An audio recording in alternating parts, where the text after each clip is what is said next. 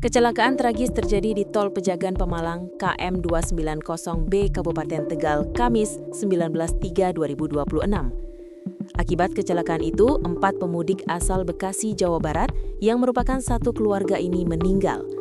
Disebutkan mereka sedang perjalanan mudik menuju Petarukan, Pemalang.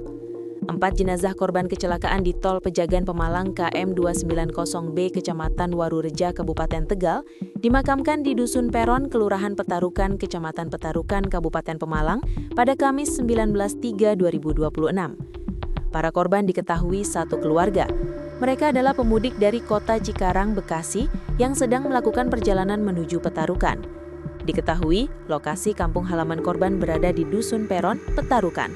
Jarak dengan lokasi kecelakaan sekira 30 km. 4 korban kecelakaan meninggal dimakamkan di Petarukan dan 1 orang yang masih balita kritis saat ini di ruang ICU untuk menjalani perawatan, kata Indra Setiawan, Humas RS Siaga Medika Pemalang. Indra mengatakan 4 korban meninggal mengalami cedera serius di kepala akibat benturan keras. Sementara itu, korban balita juga mengalami luka yang sama, yaitu cedera di kepala dan saat ini masih belum sadarkan diri. Sementara ini masih menjalani perawatan intensif balita yang selamat dan belum ada upaya rujuk ke rumah sakit lain, ungkapnya. Calia tabrak bus berhenti. Para korban kecelakaan itu diketahui berada di mobil Calia saat melintasi jalan tol.